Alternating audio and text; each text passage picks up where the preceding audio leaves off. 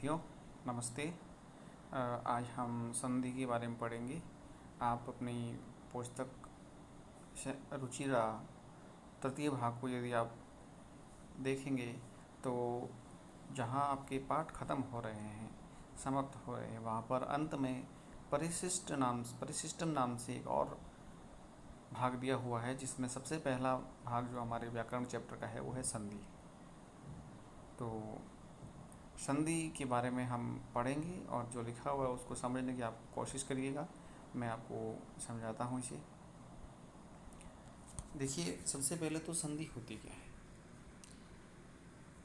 संधि शब्द को आप ऐसे समझे तो संधि का अर्थ होता है मेल।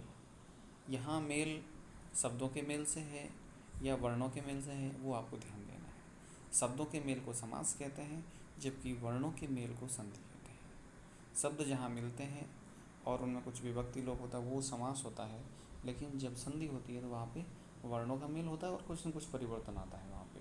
अब वो परिवर्तन कहीं कहीं आता है, कहीं नहीं भी आता है। जैसे आप सबसे पहले देखिए, यहाँ लिखा हुआ है पूर्व पदस्य अंतिम वर्णेन समम उत्तर पदस्य पूर्व वर्णस्य मेलनेन यत् परिवर्तनं भवति तत् संधिः इति। अर्थात इसका मतलब ये हुआ कि पूर्व पद जो होता है, इसका जो पूर्व पद है, कोई भी शब्द है उसका, यदि जैसे यहाँ पे विद्या शब्द है, विद्या पूर्व पद है और आलय परपद है या पश्चात दूसरा पद है, तो विद्या शब्द का अंतिम वर्ण आ है और इसका जो दूसरा शब्द है आलय, उसका भी अंतिम, उसका प्रारंभिक वर्ण है आ। तो इन आ और आ में संधि होगी, अर्थात ये दोनों आपस में जुड़ेंगे। तो यहाँ पे यही लिखा हुआ कि पूर्व पद के अंतिम वर्ण में, पूर्व पद के अंतिम वर्ण में, और ये लिखा है पूर्व पद के अंतिम वर्ण में समम यानी साथ में, उत्तर पद से पूर्व वर्ण से, उत्तर पद के पूर्ण वर्ण के मिलने से यद परिवर्तनम मतलब जो परिवर्तन भवती होता है तत्संधि इति, वह संधि क्या कहलाती है, अर्थात उसे संधि कहते हैं। तो यहाँ पे आप ध्यान से देखिए, विद्यालय शब्द जो बना है वो विद्या और आलय दो शब्दों से मिलकर बना है। विद्या शब्द का यदि अंतिम स्वर आ हम अलग करें तो ये आ आलय शब्द के आ से मिलेगा और आ मिलके दीर्घ आ अर्थात आ में कन्वर्ट हो जाएगा और ये बन जाएगा विद्यालय। आगे लिखा है एवं एव यदि धन अपि यद्यपि कवि धन इंद्र कवींद्र सामान्यतः संधि त्रिविधः तद्य अथा। सामान्यतः संधि तीन प्रकार की होती है। त्रिविध शब्द का मतलब तीन प्रकार की होती है। कौन कौन सी देखिए, सबसे पहले स्वर संधि जिसको हम अच संधि कहते हैं, दूसरी है व्यंजन संधि जिसको हम हल संधि कहते हैं, और तीसरी है विसर्ग संधि। अब सबसे पहले हम चलेंगे स्वर संधि। तो स्वर संधि को पढ़ेंगे तो उस समय आप देखेंगे, जैसा कि आपको पता है वर्ण स्वर और व्यंजन में बांटे गए हैं। तो स्वरों का जब आपस में मेल होता है तो वहाँ पे स्वर संधि होती है। तो जैसा कि लिखा हुआ है, ध्यान से देखिएगा, स्वर वर्णेन सह स्वर वर्ण से मेलनम। स्वर वर्ण के साथ, जब स्वर वर्ण के साथ स्वर वर्ण का ही मेल होता है, स्वर के साथ जब स्वर का ही मेल होता है, तो ऐसी स्थिति में स्वर वर्ण के साथ स्वर वर्ण का मेल होता है तो स्वर संधि कर देते हैं, उसको हम स्वर संधि कहते हैं। संस्कृत भाषायां स्वीकृता स्वर वर्णा इमे संधि। संस्कृत भाषा में जो स्वीकृत स्वर वर्ण है वो कौन कौन से हैं? इमे संधि मतलब ये है कि कौन कौन से अ है, आ ई उ री री ली ए ऐ ओ और औ, ये स्वर है। स्वर संधो इतिसाम परस्परम मेलनम भवति। स्वर संधि में इनका परस्पर मिलन होता है, मैच होते हैं, आपस में मिलते हैं और फिर परिवर्तित होकर नए शब्द बनते हैं। अत्र केचित विशिष्टा संधियाँ उल्लेखनीय। यहाँ कुछ विशिष्ट संधियाँ जो है उनका उल्लेख किया गया है। तो सबसे पहले आप देखिए दीर्घ संधि। दीर्घ संधि को आप देखेंगे तो थोड़ा मैं इसको एडजस्ट कर देता हूँ पेज को, आप देखिएगा। हाँ, अब देखिएगा, तो दीर्घ संधि के अंदर ये दीर्घ संधि है। दीर्घ संधि में अ, ई, उ और री ये ह्रस्व स्वर है। ह्रस्वेभ्यो ह्रस्वेभ्यो दीर्घेभ्यो वे इति वर्णेभ्ये परम अ ई उ री वेति ह्रस्वा दीर्घा व वर्णा भवन्ति चेत् तयो मेलनेन दीर्घ भवति। सूत्रम, इसका जो सूत्र है वो है अक सवर्णे दीर्घ, अर्थात अक प्रत्याहार है। माहेश्वरी सूत्रों में अक प्रत्याहार जिसमें अ ई उ री री क ये सारे वर्ण इसमें आ जाते हैं। तो इसमें लिखा हुआ है कि अ ई उ री री हर्ष अथवा दीर्घ कोई भी वर्ण हो और उसके अलावा परमम जो दूसरे वर्ण है अ ई उ री वेति, उसके साथ यदि अ ई उ री ऐसे ह्रस्व या दीर्घ वर्ण आपस में मिलते हैं तो उनके मिलने से दीर्घ वर्ण बदल जाता है। तयो मेलनेन, उनके मिलने से, यहाँ जो लिखा हुआ तयो मेलनेन, उनके मिलने से दीर्घ भवति, अर्थात दीर्घ वर्ण में परिवर्तन, दीर्घ वर्ण बदल जाता है। जैसे जैसे मुर शब्द अदि शब्द से मिला है तो मुर में र के अंदर अ की मात्रा शामिल है। यदि अ नहीं होता तो ये र के नीचे हलंत होता। तो ये अ और ये अदि वाला अ ये दोनों मिलके बन गया आ की मात्रा, और वह र के साथ लग गया तो मुरा बन गया और मुरारी हो गया नया शब्द। इसी तरह से आप देखिए पाठ ठ के नीचे ठ के साथ अ की आवाज़ आ रही है तो इसमें अ स्वर मिला हुआ है, और अ जब आ के साथ मिलेगा तो ये आ की मात्रा हो जाएगी। देखिए पाठ ठ के साथ आ की मात्रा बनी हुई है तो ये बन गया पाठारंभ। फिर इसके पश्चात यदि चलेंगे हम, अगला शब्द है दक्षिण अयनम। दक्षिण के न में अ की मात्रा है और ये इस अ के साथ मिलेगा तो ये आ की मात्रा बन जाएगी। तो इस तरह से दीर्घ वर्ण बदल गया।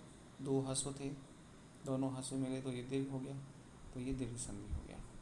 इसी तरह से यदि आप देखेंगे स्वराज्य आंदोलनम, स्वराज्य में य के अंदर अ मिला हुआ है और ये आ है तो अ और आ मिलके भी आ बना।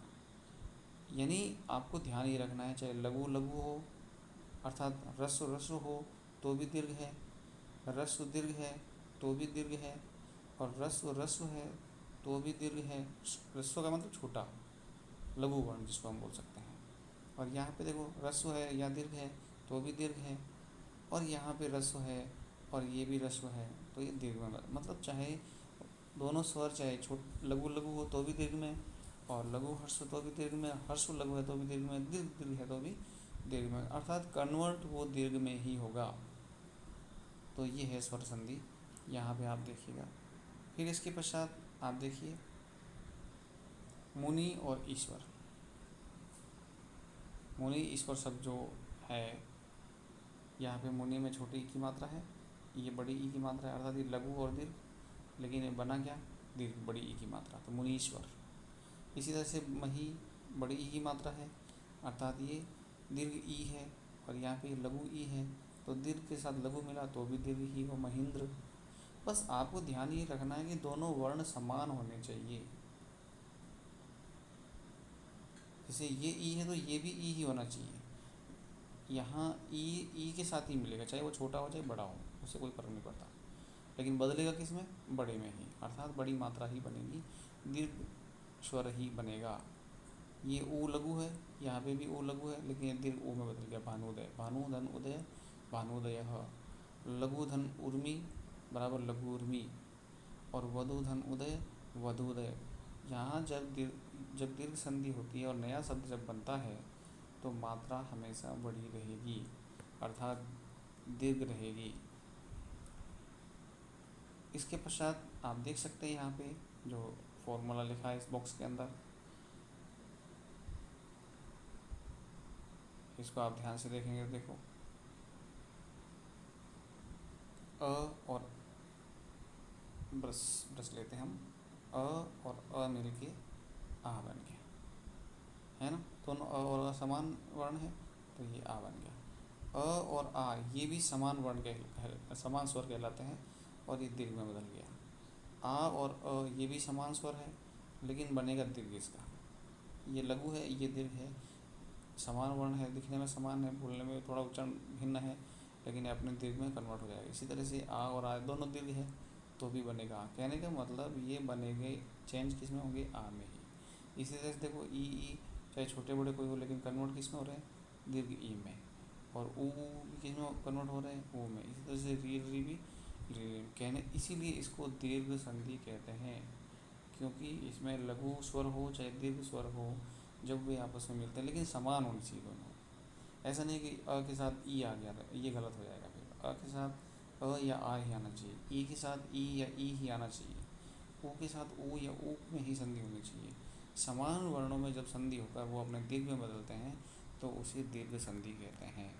ये आप ध्यान रखेंगे, बहुत ही इम्पोर्टेंट है। जिस तरह से संधि होता है उसी तरह से एक शब्द और मिलता है आपको, संधि विच्छेद। संधि विच्छेद में क्या होता है, जैसे आपको ये मुरारी शब्द दे दिया जाएगा, जैसे मुरारी शब्द आपको दे दिया ये, तो मुरारी शब्द को आपको फिर टुकड़ों में तोड़ना है। तो जहाँ तो आपको ये सब थोड़ा ये आपको याद करना पड़ेगा, ध्यान रखना पड़ेगा कि मुरारी शब्द कहाँ से टूटेगा, और जिन शब्दों को आप तोड़ रहे हैं, तोड़ने के पश्चात क्या वापस उसमें वो संधि का रूल फॉलो हो रहा कि नहीं हो रहा, ये आप ध्यान देंगे, तभी आप उस शब्द को तोड़ सकते हैं। जैसे आपने मुरारी शब्द को मूर्धन अरी में तोड़ा, तो यहाँ पे देखिए अ और अ मिल के आ बन रहा है, इसका मतलब रूल फॉलो हो रहा है संधि का, फिर तो आपने सही तोड़ा है। लेकिन आपने लिख दिया मुरा और धन आगे लिख दिया री, तो यहाँ पे कोई संधि नहीं हो रही है, अर्थात ये शब्द नहीं जुड़ रहे हैं, ये अमेल मेल से ही नहीं है। तो ऐसे अपनी मन मर्जी से हम शब्द नहीं तोड़ सकते, शब्द सार्थक होने चाहिए, अर्थात उनका कोई न कोई अर्थ निकलना चाहिए, तभी मतलब वो सही संधि विच्छेद कहलाएगी। जैसे पाठारंभ है, तो पाठारंभ में संधि यहाँ होगी, पाठ अलग हो जाएगा और आरंभ अलग हो जाएगा। तो जब शब्द को हम तोड़ते हैं तो उसको तो कहते हैं संधि विच्छेद, लेकिन जब शब्दों को हम जोड़ के नया शब्द बनाते हैं, एक शब्द बनाते हैं, तो उसको कहते हैं संधि। संधि युक्त शब्दों को तोड़ना संधि विच्छेद, और दो शब्दों से मिलकर नया शब्द बनाना, उसको कहते हैं संधि। तो ये आप ध्यान रखेंगे। तो हमने दो चीज़ें पढ़ी आज, एक तो संधि और एक संधि विच्छेद। संधि और संधि विच्छेद। विच्छेद का मतलब होता है विच्छेदित करना, छेद करना, तोड़ना, अलग अलग टुकड़े का। संधि और संधि विच्छेद, ये ध्यान रखेंगे। तो आप ये काम करेंगे, आपको एक होमवर्क दिया जाएगा, होमवर्क दिया जा रहा है कि ये जो दीर्घ संधि हमने लिखी है, ये आप अपनी होमवर्क की नोटबुक में नोट करेंगे, और साथ ही साथ ये जो बॉक्स इसमें बना हुआ आप देख सकते हैं, ये बॉक्स ऊपर दीर्घ संधि नाम लिखकर ये अपनी क्लास वर्क की नोटबुक में लिख लेंगे, ऊपर लिख लेना दीर्घ संधि, ऐसे दीर्घ संधि, और अपने क्लास वर्क की नोटबुक में काम करेंगे। इसके पश्चात मैं आपको कुछ क्वेश्चन दूंगा जो मैं आपको क्लास वर्क में भेज रहा हूँ, आप उनको सॉल्व करेंगे। धन्यवाद।